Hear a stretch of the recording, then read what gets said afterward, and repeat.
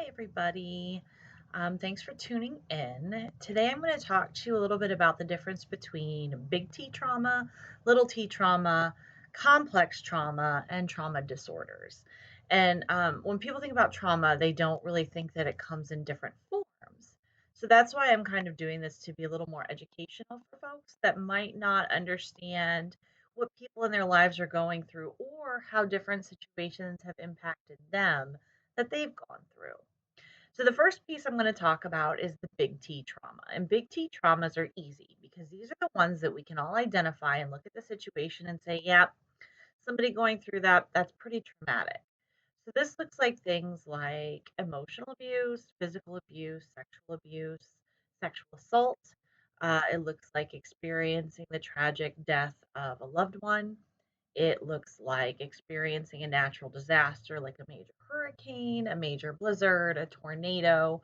It looks like major car accidents, boating accidents, all of the things that when you even would read about them, will go, wow, that's big, right? That's a big T trauma. It's a one-time event or a series of one-time events that have an impact and sometimes have a greater impact on the entire community. And a lot of people may experience it once or something that any person that's reasonable would look at and say, yeah, yeah, that's pretty big. Then we have what is referred to as little t trauma. And these are series of smaller events that may not seem traumatic initially, but when combined over time with similar pieces, become this constant barrage of traumatic things. So, this is where we look at some of our first responders and some of our police officers. While they experience big T traumas, some of the things that happen throughout the day may create these small pinpricks inside of them that creates some issues and some more trauma experiencing. It looks like emotional abuse, right? Not the overt emotional abuse, but the small stuff, like a partner that constantly criticizes your weight or how you look or calls you stupid. It's the same for small children in like classrooms. If I am constantly overlooked by the teacher or picked on by other kids, bullying can be big T trauma and it can be little T trauma. It can be as simple as always being picked last, or nobody wanting to play with you, or people making fun of the way you dress, or the way your hair looks, right? Or that time you did that really silly thing, or said that really silly thing, or you got that answer wrong, those kind of things. And they start to put these little pinpricks into somebody's psyche. One of the other interesting ways that little t trauma happens for folks is those people who experience incarceration. Because a lot of times we refer to people who are incarcerated by their number, by their inmate number, not by their name, or we call them by their last name, which inherently isn't terribly traumatic for, like, especially men. But when people stop seeing you as a person, when I worked in the prison system, I would have women that would just kind of have a moment when I would call them by their first name, right? Even calling people by their label, right? So, inmate Jones, that starts to make you feel less than human. It starts to make you feel a certain kind of way. It looks like people shaming you for making life decisions. Little t trauma can happen when people are constantly telling you how to parent your children and telling you that you're not good enough and what you're doing isn't good enough. And sometimes little t trauma isn't even intensely personal. Sometimes it's as much as believing the Instagram feed, the highlight reels, seeing how people respond to other people on the internet. The internet has created a lot of little t trauma for folks. And I know that there are some people who may be watching that will just say, oh, we'll just grow a thicker skin. Well, when you have random strangers constantly calling you dumb or calling you names or using disparaging language at you, it's huge. Um, Included in this are microaggressions. So the ways that we express our prejudices towards certain groups in our language or the way we treat them. Microaggressions are little t traumas that people experience day in and day out of their daily living. And it impacts the way their brain starts to work. It impacts the way they see themselves. It impacts the way they see the world. It impacts how they see themselves in the world, right? For example, a little T trauma that women experience that men don't experience is the need to constantly be sweeping the environment for safety. So when men have to go to their car at night through a dark parking lot, they just go to their car. They don't really think about that it could be dangerous. Women are sweeping and looking. They might be holding their keys in their hand to use as a weapon. They might be asking somebody to walk with them to their car.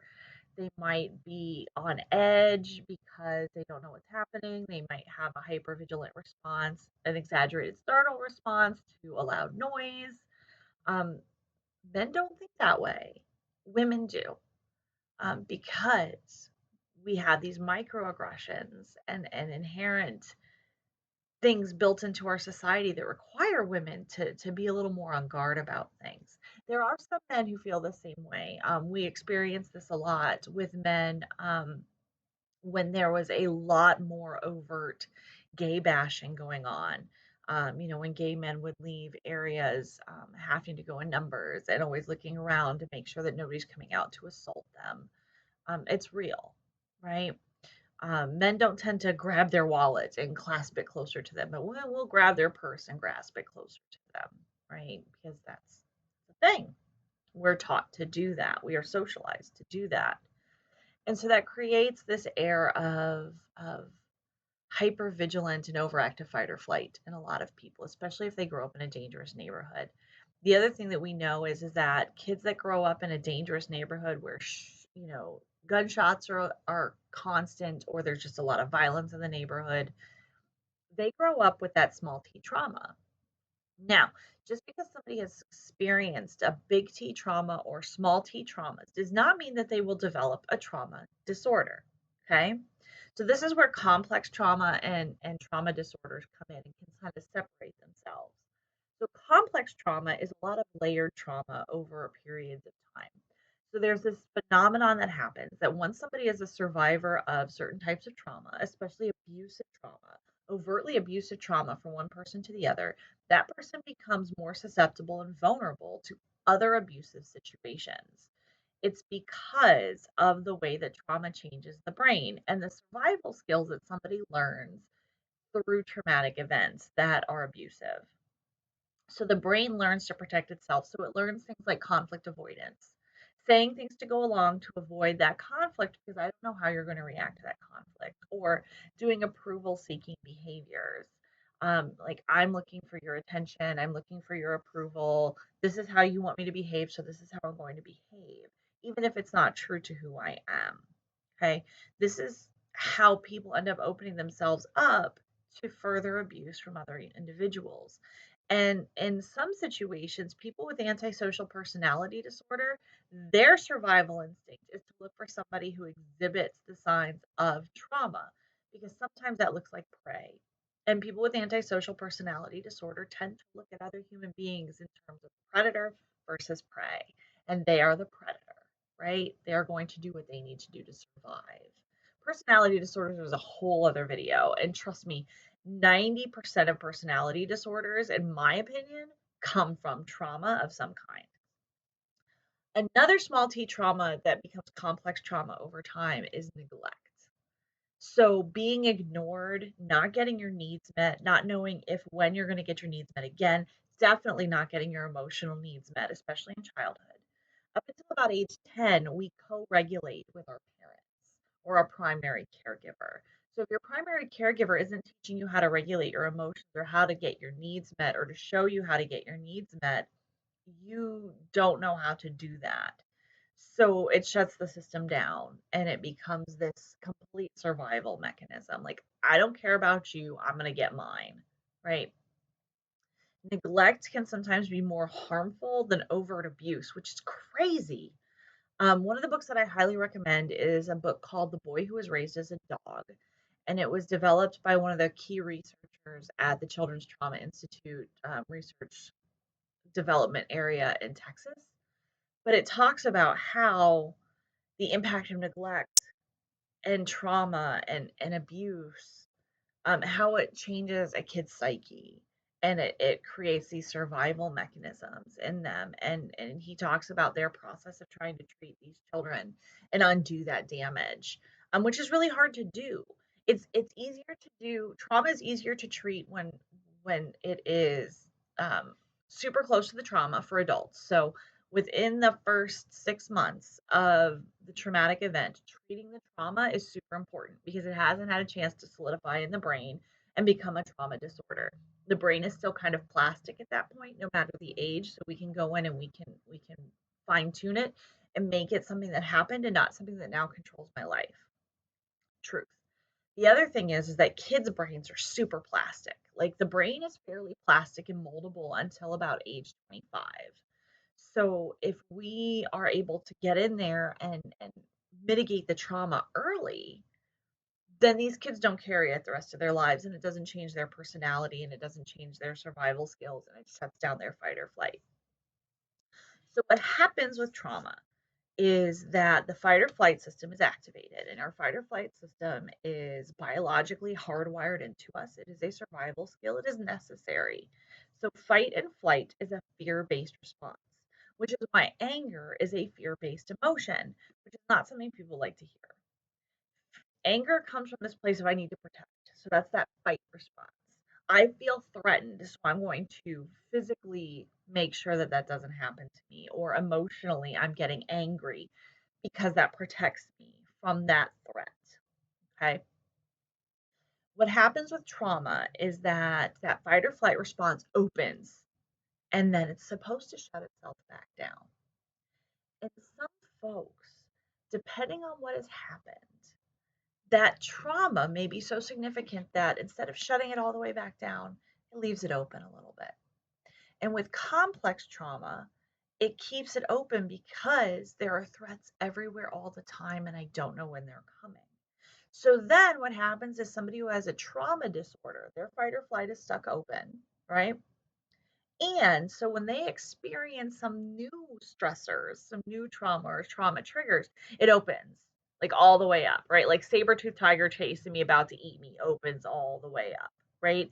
An extreme threat to physical safety. Then in some folks, because their stress response is so overactive, when they experience stressor, it goes over where it's supposed to. And this is where you see the freeze. The only time that freeze actually is supposed to happen is in the animal kingdom. And we see it in animals like possum and deer because that's just their automatic. Especially deer are prey. So when their stress response goes, they go all the way open, and that's why they freeze, right? The deer in the headlights, they freeze because that physical threat to safety is so overwhelming that their brain shuts their systems down. Okay.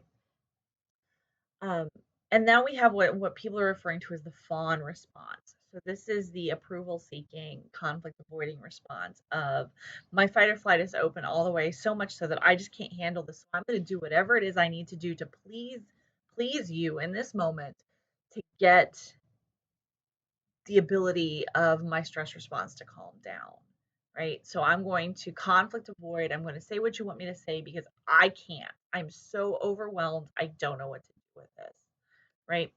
Panic attacks and anxiety attacks are that fight or flight is open way too far and the body doesn't know what to do with it. And it's going to that extreme of flooding of that stress hormone. Okay. So anxiety is fear. Anxiety has become the fancy word that we use for fear because people don't like to be afraid. We don't like to admit that we have fear. So I'm going to say I have anxiety. Anxiety is that fight or flight is stuck open. It's just stuck open, right? I have perceived threats to my safety that require me to stay in this state of vigilance and to some extent hypervigilance in order to see when it's coming and then deal with it. Okay. So in childhood, we have a variety of threats to our safety. Um, the one that pervades through the entire life is physical safety, right? We have threats to our physical safety. That's why when you're almost in a car accident, you have that rush of adrenaline because that stress response is flooding your system in order to adequately deal with what's about to happen and react, right? It looks like, if your kid's about to fall and you're able to like stop them real quick. You have that moment, the superhuman strength you hear about humans being able to lift cars off of their kids, right? It's necessary to physical survival. Okay. In childhood, we have threats to our emotional safety, and this is where that co regulation comes in. So when something happens and I don't know how to deal with it, or the feeling just feels really big, it's a threat to my emotional safety, so my fight or flight opens up. And that's where I learn skills to shut that system down, right? I learn the breathing, I learn the counting, I learn to go and think, right? So kids that throw tantrums, it's just going, their fight or flight is open and they don't know what to do with it and they have to go all the way to outburst. So for kids, fight looks like tantrums, it looks like throwing things, it looks like all these adverse behaviors, right? And flight looks like I'm going to run away. I'm not going to listen. I'm going to shut down. I don't want to hear you. I'm going to cry. Those kind of things. Okay. Kids tend to go to that outburst very quickly. And we tend to punish them for it instead of teaching them how to regulate through it. Right. This is where things like time out, or as we call it in my house, go think. It's time to go think, because it is that, okay, I need to figure out how to calm myself in order to get through the situation. Um, some people really need compression and hugs. So my daughter's a hugger, right? When she gets really frustrated and upset and angry and sad and all the things, all the big feelings, she needs a hug. That's something that she needs to help regulate herself. And I am more than willing to give it to her because I know that's what she needs. And she always asks for what she needs. She says, "I want a hug." Okay, girl, let's hug it out and we're going to breathe and then we're going to go think. Okay? So we do some grounding stuff first and then we go think. And when she starts to have the big emotions, I'm like, what do we do when we have big feelings? We breathe. Okay, let's breathe now. Okay? So we try to breathe as the big feelings are spiking upward before they get to outburst, right? And that's what co-regulation is I'm reminding her what to do with those big feelings because for kids they just feel so overwhelming and they don't know what's happening inside of them, right? So we co-regulate them. If a kid doesn't learn how to co-regulate, all the threats to their emotional safety become very real. And they can carry those things into adulthood. Because in adulthood, when our brains are fully formed and our prefrontal cortex actually works, we do not have legitimate threats to our emotional safety. Okay. But what has happened is if we haven't learned how to regulate those emotions, it feels like a threat and our system gets confused and it gets overactive. Okay. So trauma disorders are developed when somebody has experienced a traumatic event and then they experience a bunch of different symptoms for an extended period of time. So these look like reliving symptoms like flashbacks, dreams, nightmares, obsessive thoughts about the situation, and not just I'm going to replay the situation 90 times in my head and this is what I should have said and this is how I should have said, and oh my gosh, I can't believe I did that, right?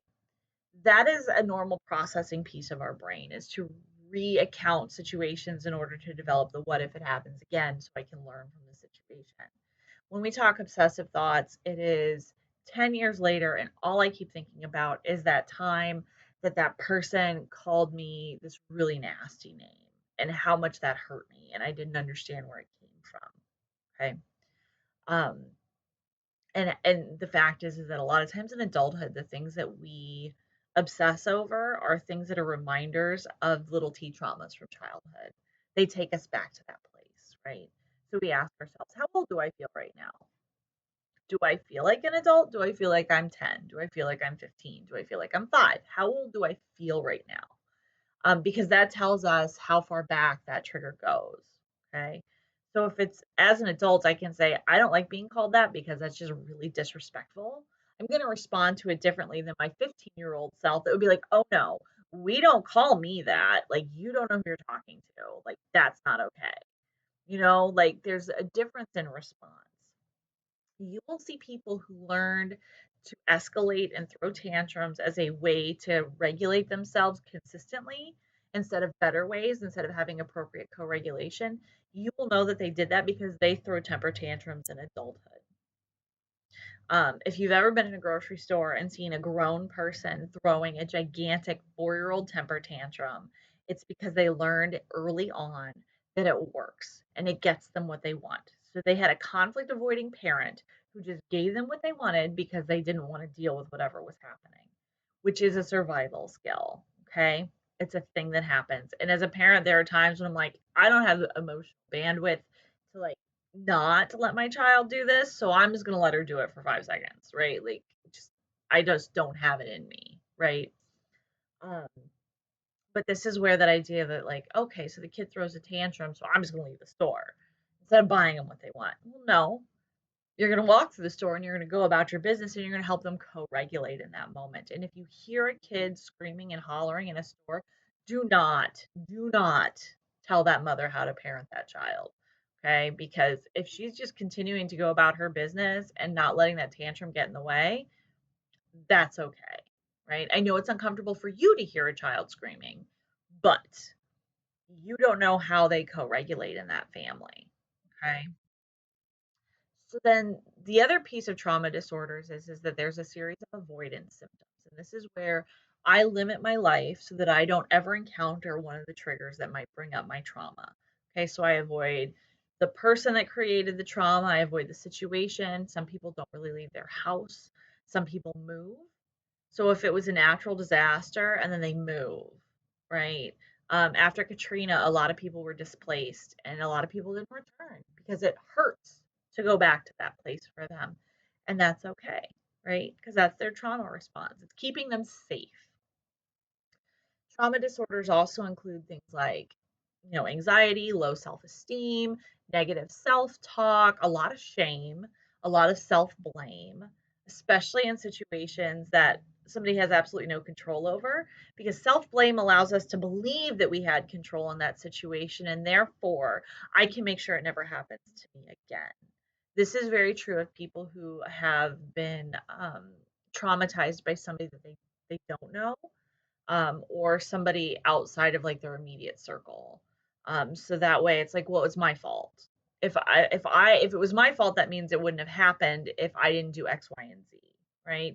That gets reinforced a lot of times in rape survivors by people blaming the victim, right? If you wouldn't have worn that, if you wouldn't have gone there, if you wouldn't have drank this, if you wouldn't have led them on. No, no, no, no, no, no, no. Okay, I want to be very clear that sexual assault is always the fault of the rapist.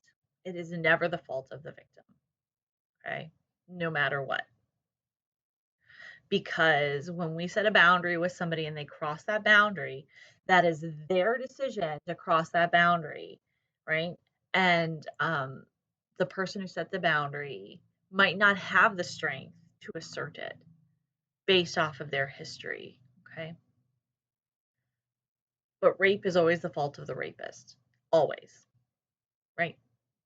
Because sexual molestation is always the fault of the molester. Okay. I want to be very clear about that, because we start to believe some of the lies that we are told and the victim blaming thoughts that happen, and then we reinforce them in people who survived things. And this is why a lot of survivors don't get the care that they need because they internalize that blame and that they're already having it. They don't need you to blame them. They're already blaming themselves a lot of the time. Okay. Trauma disorders also look like things like hypervigilance and exaggerated startle response. So that person that constantly jumps at every noise and everything. And it becomes a game for some people. And I'm here to tell you that if somebody's a trauma survivor and they have that exaggerated startle response, constantly trying to scare them is not funny. It's actually reinforcing that trauma response to them over and over and over again. Okay. There are ways that we as human beings tend to not be as sensitive or as knowledgeable as we could be. So this is what I'm doing. I'm trying to create knowledge so that people understand what this actually is and better ways to respond to other human beings who've been through it. Okay. Um, and the symptoms of a trauma disorder have to last for a specific amount of time, which is why we look at trying to treat the trauma and the post trauma stress as quickly as possible so that way it doesn't become a disorder. Okay. And then what happens is that somebody develops these survival mechanisms in this response to trauma. And then other trauma happens and it becomes layered and layered and layered and layered, and complex trauma becomes a thing. Okay.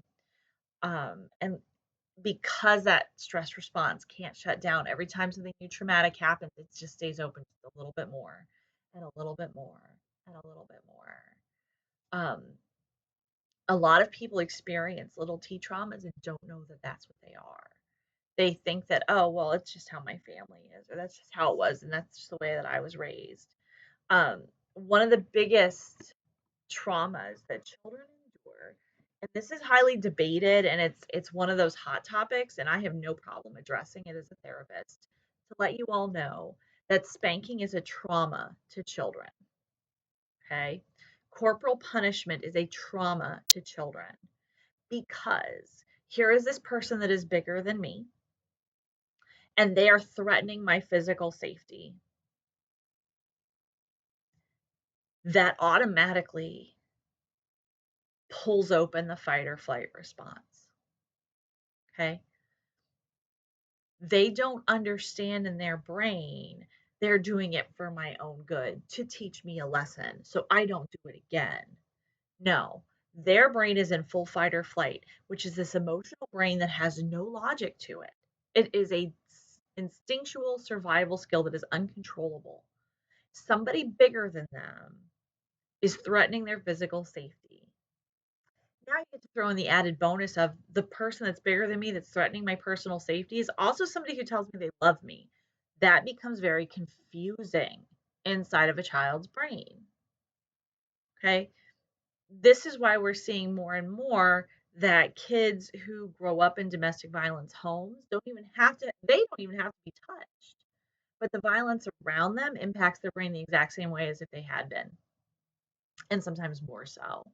Okay. Because it's scary. It's scary to them. And when their safe space, which is their parent, is now becoming the source of threat, their little brains don't know what to do with that. They just don't know what to do with that. And I know that people are like, well, I was raised that way and I turned out just fine. Statistics say that the majority of children who encounter corporal punishment in childhood do not turn out just okay. They become conflict avoiders, they become people pleasers, they become perfectionists. And perfectionism is a trauma response. It is that if I do everything 100% perfectly and I can control everything, then that means that I don't have to feel anxious and fearful. Okay? There is no such thing as perfect. The only thing that we can be perfect at is being ourselves, authentically perfect today in this moment. This is who I am, mistakes and all.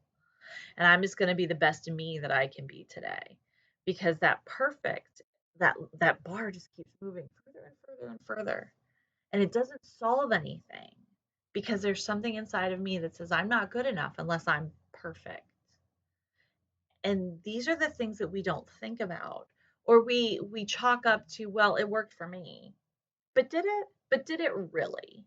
And taking an honest look, and I'm not saying that parents are bad people. I'm saying that parents do the best they can with what they have.